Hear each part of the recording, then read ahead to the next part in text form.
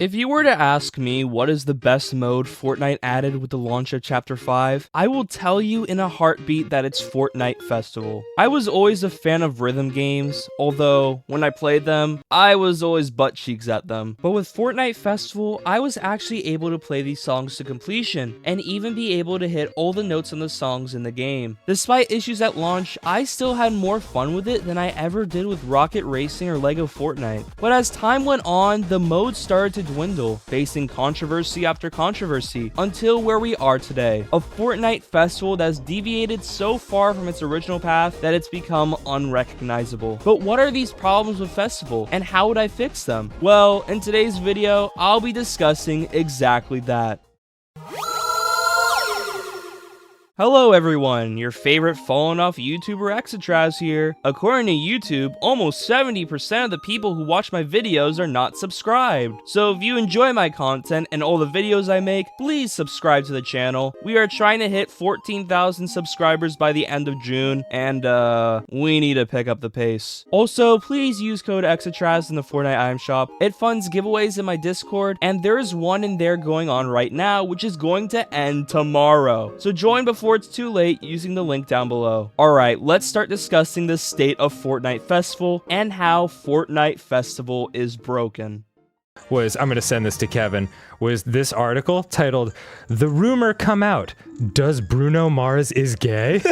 Anyone who's played the mode and kept up with it for an extended period of time should know that Fortnite Festival has a lot of problems. I think the most prevalent and notable is the fact that we get less songs now than we did a year ago. I mean, with season launches we get around 10 jam tracks, but after that we usually don't get more than 4. This is compared to last year where we got pretty much 6 songs every single week and sometimes even 10 songs. I don't know if the reason for this is jam tracks not selling well or licensing issues, but I think 6+ songs in every week should be a thing that Fortnite always does. It gives the game mode a lot more content, which can potentially have more players interested in it. And speaking of jam tracks, another notable problem is the jam tracks in the item shop. It always comes to the item shop, doesn't it? Well, a few months ago, Fortnite made a change to the item shop so not all jam tracks are in the shop at once, and now they refresh once per week. This is obviously a horrible change. This is the mode's content. Why should it be locked away based on a random weekly rotation? Even a daily change would be better than weekly, but I digress. This should have never been a change, and all jam tracks should always be available in the item shop. Alongside this,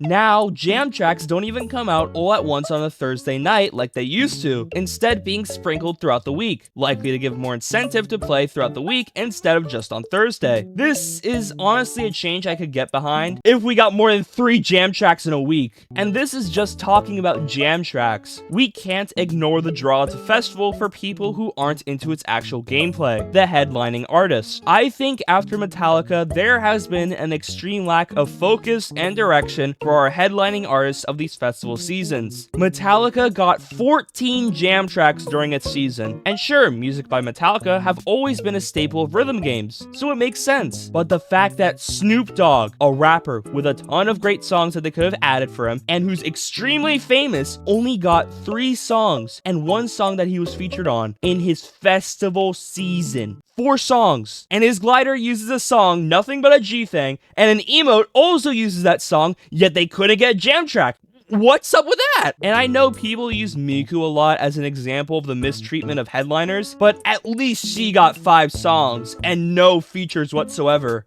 There is no Daisy 2.0 in Ba Sing Se. And going more into these headlining artists, we just got Bruno Mars as our Season 9 headliner. From a purely festival perspective, I do like this. It's great to have more of his songs in game as jam tracks, and hopefully we can get some older ones like Locked Out of Heaven. But from every other perspective, I'm just left asking, why? We already have Bruno Mars in game. Why are we repeating artists that we already have in game? Die With a Smile and Apata are popular popular songs, so it makes sense to have them in game, but it didn't constitute an entire Bruno Mars festival season. And 2 of the songs we got are a minute or less in runtime, one of which is called Bande de Brunau, which is in the item shop costing 500 V-Bucks with a runtime of 59 seconds. Genuinely, why? I also think some more harder songs are needed for this game mode. We get a lot of TikTok music, and I wouldn't be shocked if the Tuesday after the season comes out, we get that stupid Moonbeam Ice Cream Benson Boone song. It's great. We got one of the most notoriously difficult songs in rhythm games with Through the Fire and Flames by Dragon Force, and we've slowly been getting more harder songs. Just last season, we got Freebird, which was awesome in my opinion, but more challenging songs are needed in this game, just for more incentive for rhythm game veterans to play this mode, because there's not a lot right now. And speaking of harder songs, or challenging songs in this mode, I guess, you know what will make it 10 times easier to full combo these?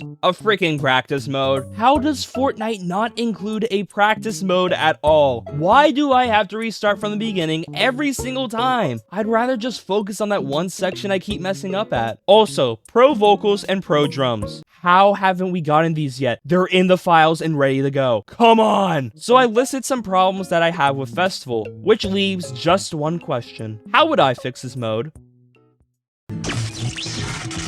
First up, the simple changes, the easy fixes. Finally adding pro vocals and pro drums, and adding a goddamn practice mode. I'd also make all jam tracks available in the item shop at the same time, like it used to be. I'd also release 6 jam tracks every week, sometimes even more. Monday, Tuesday, and Wednesday will all have 1 jam track, and Thursday, the old weekly jam track release day, will have 3 jam tracks. In every drop, you'll have your typical songs, sure, but every week will at least have 2 difficult tracks, one dropping Tuesday and the other dropping Thursday. I feel like this would encourage players to not only play Festival throughout the week, but also give them stuff to do over the weekend with the difficult tracks. Fortnite wants to encourage playing Festival throughout the entire week and not just on one day, so we'll go along with that. In addition, Festival headlining artists from now on will have 10 songs of theirs dropping during their Festival season, 4 at launch and 6 throughout the season, and an argument could be made for even more. In a Festival season focused on a certain artist, it should be a crime to only have 6 or less jam tracks released for them during the season. And one final thing, the artists. I'm kind of mixed on this because on one hand, it's good we got more Bruno Mars in game, and he definitely was deserving of a Festival season, but on the other hand, if we got actual old Festival artists repeating, that would not blow over well. Even though I would be open to another weekend season, I don't think the community as a whole would like that. So, accept the inevitable Ariana Grande, Travis Scott, and God, I hate to say it, Ice Spice Festival seasons. No more repeating artists. And now the actual last thing here, next Festival season. The next Festival season is the 10th Festival season in Fortnite. We'll just call it Festival Season X. There needs to be a big artist for this mode, especially for its Season X. So I see them going in one of 2 directions. Either they make a Kendrick Lamar Festival season, which is something that'll happen even if it isn't next Festival season. I mean, if Kendrick and Epic's team weren't on good terms, we wouldn't have gotten that mustard emote. And the second direction, which would be the most hype in my opinion, a Michael Jackson season. It would bring this entire mode full circle, especially because of how the weekend was influenced by Michael Jackson, and honestly, it would be a really good season with a lot of really good music and cosmetics. Wow! Overall, despite Festival having some problems, in my opinion, it's the mode with the most potential. If Fortnite doesn't squander that potential and makes appropriate changes to keep the mode relevant, it could be a real success for Epic Games and Fortnite. But what do you guys think about the current state of Fortnite Festival? And what headlining artists do you want to see in the future? Leave your thoughts down below. Well, that's all for now, so like and subscribe and use code EXTRATRAVELS in the Fortnite item shop. See ya.